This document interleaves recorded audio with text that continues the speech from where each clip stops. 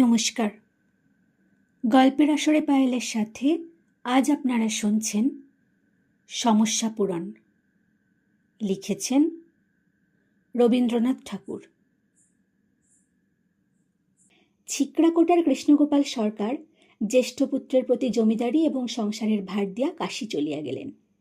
দেশের যত অনাথ দরিদ্র লোক তাহার জন্য হাহাকার করিয়া কাঁদিতে লাগিল। এমন বদান্যতা, এমন ধর্মনিষ্ঠতা কলিযুগে দেখা যায় না, এই কথা সকলেই বলিতে লাগিল। তাহার পুত্র বিপিন বিহারী আজকালকার একজন সুশিক্ষিত বিয়ে। দাড়ি রাখেন, চশমা পরেন, কাহারও সহিত বড় একটা মিশেন না, অতিশয় সচ্চরিত্র।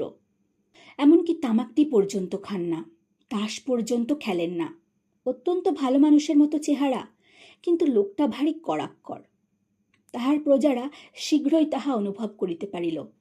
বুড়ো কর্তার কাছে রক্ষা ছিল, কিন্তু ইহার কাছে কোনো ছুতায় দেনা খাজনার 1 পয়সা রেয়াত পাইবার প্রত্যাশা নাই। নির্দিষ্ট সময়েরও একদিন এদিক ওদিক হইতে পায় না। বিপিন বিহারী হাতে কাজ লইয়াই দেখিলেন তাহার বাপ বিস্তর ব্রাহ্মণকে জমি বিনা খাজনায় ছাড়িয়া দিয়াছেন, এবং খাজনা যে কত লোককে কমি দিয়াছেন তাহার আর সংখ্যা নাই। তাহার কাছে কেহ একটা কিছু প্রার্থনা করিলে তিনি তাহা পূর্ণ না করিয়া থাকিতে পারিতেন না, সেটা তাহার একটা দুর্বলতা ছিল। বিপিন বিহারী কহিলেন, এ কখনোই হইতে পারে না, অর্ধেক জমিদারি আমি লাখেরাত ছাড়িয়া দিতে পারি না। তাহার মনে নিম্নলিখিত 2 যুক্তির উদয় হইল। প্রথমত, যে সকল অকর্মণ্য লোক ঘরে বসিয়া এই সব জমির উপসত্ত্ব ভোগ করিয়া স্ফীত হইতেছে, তাহারা অধিকাংশই অপদার্থ এবং দয়ার অযোগ্য। এরূপ দানে দেশে কেবল আলস্যের প্রশ্রয় দেওয়া হয়। দ্বিতীয়ত, তাহার পিতৃপিতামহের সময়ের অপেক্ষা এখন জীবিকা অত্যন্ত দুর্লভ এবং দুর্মূল্য হইয়া পড়িয়াছে। অভাব অনেক বাড়িয়া গিয়াছে। এখন একজন ভদ্রলোকের আত্মসম্ভ্রম রক্ষা করিয়া চলিতে পূর্বাপেক্ষা 4 গুণ খরচ পড়ে। অতএব তাহার পিতা যেরূপ নিশ্চিন্ত মনে 2 হস্তে সমস্ত বিলাইয়া ছড়াইয়া গিয়াছেন, এখন আর তাহা করিলে চলিবে না, বরঞ্চ সেগুলি কুড়াইয়া বাড়াইয়া আবার ঘরে আনিবার চেষ্টা করা কর্তব্য। কর্তব্যবুদ্ধি তাহাকে যাহা বলিল তিনি তাহাই করিতে আরম্ভ করিলেন। তিনি একটা প্রিন্সিপাল ধরিয়া চলিতে লাগিলেন। ঘর হইতে যাহা বাহির হইয়াছিল আবার তাহা অল্পে অল্পে ঘরে ফিরিতে লাগিল। পিতার অতি অল্প দানই তিনি বহাল রাখিলেন, এবং যাহা রাখিলেন তাহাও যাহাতে চিরস্থায়ী দানের স্বরূপে গণ্য না হয় এমন উপায় করিলেন। কৃষ্ণগোপাল কাশীতে থাকিয়া পত্রযোগে প্রজাদিগের ক্রন্দন শুনিতে পাইলেন। এমনকি কেহ কেহ তাহার নিকটে গিয়াও কাঁদিয়া পড়িল। কৃষ্ণগোপাল বিপিন বিহারীকে পত্র লিখিলেন যে কাজটা গর্হিত হইতেছে। বিপিন বিহারী উত্তরে লিখিলেন যে পূর্বে যেমন দান করা যাইত তেমনি পাওনা নানা প্রকারের ছিল। তখন জমিদার এবং প্রজা উভয় পক্ষের মধ্যেই দান প্রতিদান ছিল। সম্প্রতি নূতন নূতন আইন হইয়া ন্যায্য খাজনা ছাড়া অন্য 5 রকম পাওনা একেবারে বন্ধ হইয়াছে, এবং কেবলমাত্র খাজনা আদায় করা ছাড়া জমিদারের অন্যান্য গৌরবজনক অধিকারও উঠিয়া গিয়াছে। অতএব এখনকার দিনে যদি আমি আমার ন্যায্য পাওনার দিকে কঠিন দৃষ্টি না রাখি তবে আর থাকে কি? এখন প্রজাও আমাকে অতিরিক্ত কিছু দিবে না, আমিও তাহাকে অতিরিক্ত কিছু দিব না। এখন আমাদের মধ্যে কেবলমাত্র দেনা পাওনার সম্পর্ক। দান খয়রাত করিতে গেলে ফতুর হইতে হইবে। বিষয় রক্ষা এবং কুল সম্ভ্রম রক্ষা করা দুরূহ হইয়া পড়িবে। কৃষ্ণগোপাল সময়ের এতাধিক পরিবর্তনে অত্যন্ত চিন্তিত হইয়া উঠিতেন এবং ভাবিতেন, এখনকার ছেলেরা এখনকার কালের উপযোগী কাজ করিতেছে, আমাদের সেকালের নিয়ম এখন খাটিবে না। আমি দূরে বসিয়া ইহাতে হস্তক্ষেপ করিতে গেলে তাহারা বলিবে, তবে তোমার বিষয় তুমি ফিরিয়া লও, আমরা ইহা রাখিতে পারিব না। কাজ কি বাপু, এ কয়েকটা দিন কোনো মতে হরিনাম করিয়া কাটাইয়া দিতে পারিলে বাঁচি। এইভাবে কাজ চলিতে লাগিল। অনেক মোকদ্দমা, মামলা, হাঙ্গামা, ফ্যাসাদ করিয়া বিপিন বিহারীর সমস্তই প্রায় এক প্রকার মনের মতো গুছাইয়া লইলেন। অনেক প্রজায় ভয়ক্রমে বশ্যতা স্বীকার করিল। কেবল মির্জা বিবির পুত্র অছিমদ্দি বিশ্বাস কিছুতেই বাগ মানিল না। বিপিন বিহারীর আক্রোশ তাহার উপরে সবচেয়ে বেশি। ব্রাহ্মণের ব্রহ্মত্রর একটা অর্থ বোঝা যায়, কিন্তু এই মুসলমান সন্তান যে কি হিসাবে এতটা জমি নিষ্কর ও স্বল্প করে উপভোগ করে বুঝা যায় না। একটা সামান্য জবন বিধবার ছেলে গ্রামের ছাত্রবৃত্তি স্কুলে 2 ছত্র লিখিতে পড়িতে শিখিয়াছে, কিন্তু আপনার সৌভাগ্য গর্বে সে যেন কাহাকেও গ্রাহ্য করে না। বিপিন পুরাতন কর্মচারীদের কাছে জানিতে পারিলেন কর্তার আমূল হইতে বাস্তবিক ইহারা বহুকাল অনুগ্রহ পাইয়া আসিতেছে, কিন্তু এ অনুগ্রহের কোনো বিশেষ কারণ তাহারা নির্ণয় করিতে পারে না। বোধ করি অনাথা বিধবা নিজ দুঃখ জানাইয়া কর্তার দয়া উদ্রেক করিয়াছিল, কিন্তু বিপিনের নিকট এই অনুগ্রহ সর্বাপেক্ষা অযোগ্য বলিয়া প্রতিভাত হইল। বিশেষত ইহাদের পূর্বেকার দরিদ্র অবস্থা বিপিন দেখেন নাই। এখন ইহাদের সচ্ছলতার বাড়াবাড়ি এবং অপর্যাপ্ত দম্ভ দেখিয়া বিপিনের মনে হইত ইহারা যেন তাহার দয়া দুর্বল সরল পিতাকে ঠকাইয়া তাহাদের বিষয়ের এক অংশ চুরি করিয়া লইয়াছে। অছিমধ্যেও উদ্ধত প্রকৃতির যুবক, সে বলিল, প্রাণ যাইবে তবু আমার অধিকারের এক তিল ছাড়িয়া দিব না। উভয় পক্ষে ভারী যুদ্ধ বাঁধিয়া উঠিল। অছিমদ্দির বিধবা মাতা ছেলেকে বারবার করিয়া বুঝাইল, জমিদারের সহিত কাজিয়া করিয়া কাজ নাই। এতদিন যাহার অনুগ্রহে জীবন কাটিল তাহার অনুগ্রহের পরে নির্ভর করাই কর্তব্য। জমিদারের প্রার্থনা মতো কিছু ছাড়িয়া দেওয়া যাক। অছিমদ্দি কহিল, মা, তুমি এ সকল বিষয় কিছুই বোঝো না। মোকদ্দমায় অছিমদ্দি একে একে হারিতে আরম্ভ করিল, কিন্তু যতই হার হইতে লাগিল ততই তাহার জিদ বাড়িয়া উঠিল। তাহার সর্বস্বের জন্য সে সর্বস্বই পণ করিয়া বসিল। মির্জা বিবি একদিন বৈকালে বাগানের তরিতরকারি কিঞ্চিত উপহার লইয়া গোপনে বিপিনবাবুর সহিত সাক্ষাৎ করিল। বৃদ্ধা যেন তাহার সকরুণ মাতৃদৃষ্টির দ্বারা সস্নেহে বিপিনের সর্বাঙ্গে হাত বুলাইয়া কহিল, তুমি আমার বাপ, আল্লাহ তোমার ভালো করুন। বাবা, অছিমকে তুমি নষ্ট করিও না, ইহাতে তোমার ধর্ম হইবে না। তাহাকে আমি তোমার হস্তেই সমর্পণ করিলাম। তাহাকে নিতান্তই অবশ্য প্রতিপাল্য একটি অকর্মণ্য ছোট ভাইয়ের মতো গ্রহণ করো। সে তোমার অসীম ঐশ্বর্যের ক্ষুদ্র এককণা পাইয়াছে বলিয়া ক্ষুণ্ণ হইও না বাপ। অধিক বয়সের স্বাভাবিক প্রগলভতাবশত বুড়ি তাহার সহিত ঘরকন্যা পাতাইতে আসিয়াছে দেখিয়া বিপিন ভারী বিরক্ত হইয়া উঠিল। কহিল, তুমি মেয়ে মানুষ, এ সমস্ত কথা বোঝো না। যদি কিছু জানাইবার থাকে তোমার ছেলেকে পাঠাইয়া দিও। মির্জা বিবি নিজের ছেলে এবং পরের ছেলে উভয়ের কাছেই শুনিল, সে এ বিষয়ে কিছুই বোঝে না। আল্লাহর নাম স্মরণ করিয়া চোখ মুছিতে মুছিতে বিধবা ঘরে ফিরিয়া গেল। মোকদ্দমা ফৌজদারি হইতে দেওয়ানি, দেওয়ানি হইতে জেলা আদালত, জেলা আদালত হইতে হাইকোর্ট পর্যন্ত চলিল। বৎসর দেড়েক এমনি করিয়া কাটিয়া গেল। অছিমদ্দি যখন দেনার মধ্যে আকণ্ঠ নিমগ্ন হইয়াছে, তখন আপিল আদালতে তাহার আংশিক জয় সাব্যস্ত হইল। কিন্তু ডাঙার বাঘের মুখ হইতে যেটুকু বাঁচিল, জলের কুমির তাহার প্রতি আক্রমণ করিল। মহাজন সময় বুঝিয়া ডিক্রি জারি করিল। অছিমদ্দির যথাসর্বস্ব নিলাম হইবার দিন স্থির হইল। সেদিন সোমবার, হাটের দিন। ছোট একটা নদীর ধারে হাট। বর্ষাকালে নদী পরিপূর্ণ হইয়া উঠিয়াছে। কতক নৌকায় এবং কতক ডাঙায় কেনা বেচা চলিতেছে। কলরবের অন্ত নাই। পণ্যদ্রব্যের মধ্যে এই আষাঢ় মাসে কাঁঠালের আমদানি সবচেয়ে বেশি, ইলিশ মাছও যথেষ্ট। আকাশ মেঘাচ্ছন্ন হইয়া রহিয়াছে। অনেক বিক্রেতা বৃষ্টির আশঙ্কায় বাঁশ পুতিয়া তাহার উপর একটা কাপড় খাটাইয়া দিয়াছে।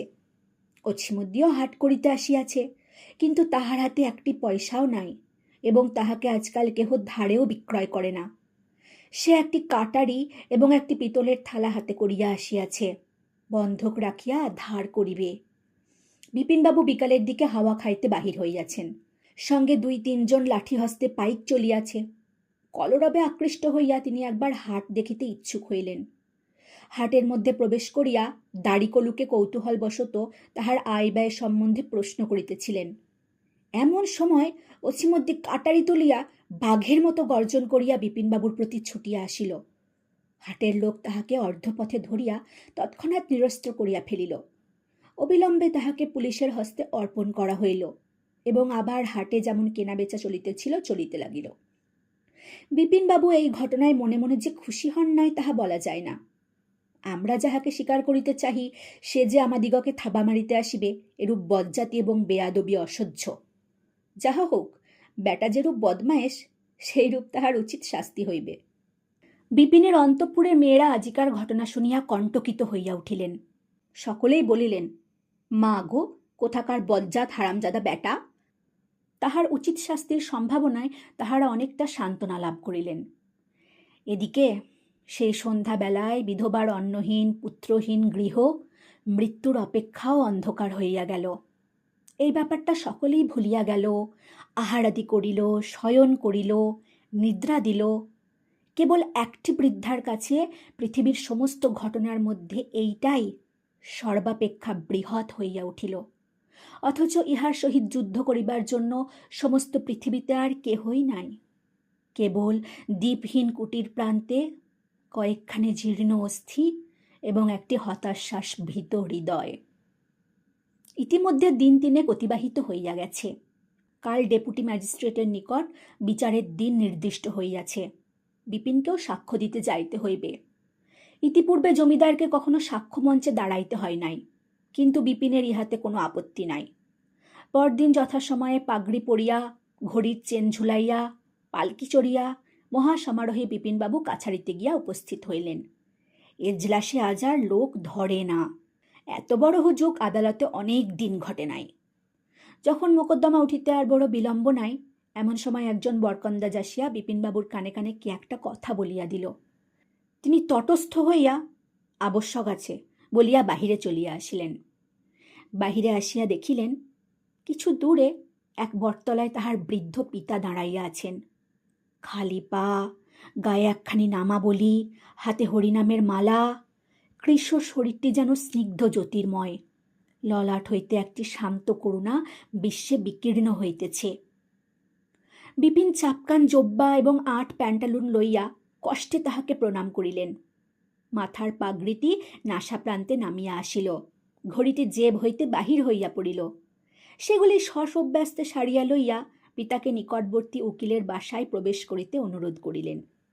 কৃষ্ণগোপাল কহিলেন, না, আমার যাহা বক্তব্য আমি এখানেই বলিয়া লই। বিপিনের অনুচরগণ কৌতূহলী লোকদিগকে দূরে ঠেলিয়া রাখিল। কৃষ্ণগোপাল কহিলেন, অছিম যাহাতে খালাস পায় সেই চেষ্টা করিতে হইবে এবং উহার যে সম্পত্তি কাড়িয়া লইয়াছ তাহা ফিরাইয়া দিবে। বিপিন বিস্মিত হইয়া জিজ্ঞাসা করিলেন, এই জন্যই আপনি কাশী হইতে এত দূরে আসিয়াছেন? উহাদের পরে আপনার এত অধিক অনুগ্রহ কেন? কৃষ্ণগোপাল কহিলেন, সে কথা শুনিয়া তোমার লাভ কি হইবে বাপু? বিপিন ছাড়িলেন না, কহিলেন, অযোগ্যতা বিচার করিয়া কত লোকের কত দান ফিরাইয়া লইয়াছি, তাহার মধ্যে কত ব্রাহ্মণও ছিল, আপনি তাহার কিছুতে হস্তক্ষেপ করেন নাই, আর এই মুসলমান সন্তানের জন্য আপনার এত দূর পর্যন্ত অধ্যাবসায়। আজ এত কাণ্ড করিয়া অবশেষে যদি অছিমকে খালাস দিতে এবং সমস্ত ফিরাইয়া দিতে হয়, তো লোকের কাছে কি বলিব? কৃষ্ণগোপাল কিয়ৎক্ষণ চুপ করিয়া রহিলেন।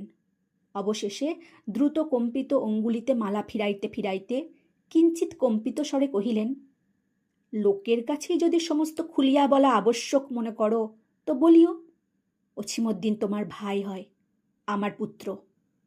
বিপিন চমকিয়া উঠিয়া কহিলেন, যবনের গর্ভে? কৃষ্ণগোপাল কহিলেন, হ্যাঁ বাপু। বিপিন অনেকক্ষণ স্তব্ধভাবে থাকিয়া কহিলেন, সে কথা পরে হইবে, এখন আপনি ঘরে চলুন। কৃষ্ণগোপাল কহিলেন, না, আমি তো আর গৃহে প্রবেশ করিব না। আমি এখনই এখান হইতে ফিরিয়া চলিলাম। এখন তোমার ধর্মে যাহা উচিত বোধ হয় করিও, বলিয়া আশীর্বাদ করিয়া অশ্রু নিরোধপূর্বক কম্পিত কলেবরে ফিরিয়া চলিলেন।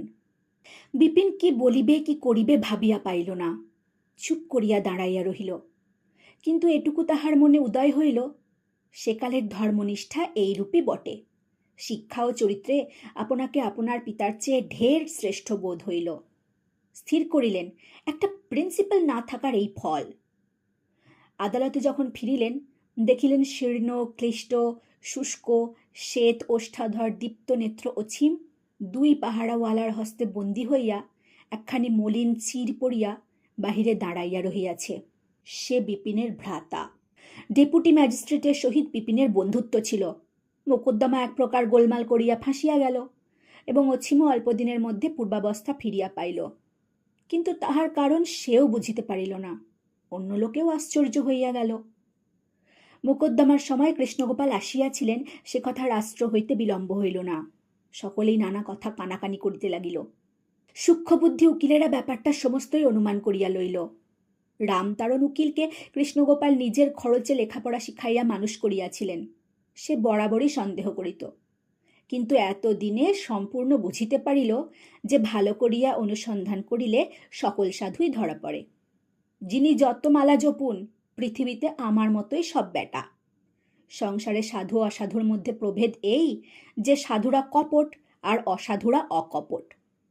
যাহা হোক, কৃষ্ণগোপালের জগৎবিখ্যাত দয়া, ধর্ম, মহত্ব সমস্তই যে কাপট্য, ইহাই স্থির করিয়া রামতারণের যেন এতদিনকার একটা দুর্বোধ সমস্যার পূরণ হইল, এবং কি যুক্তি অনুসারে জানি না, তাহাতে কৃতজ্ঞতার বোঝাও যেন স্কন্ধ হইতে লঘু হইয়া গেল, ভারী আরাম পাইল।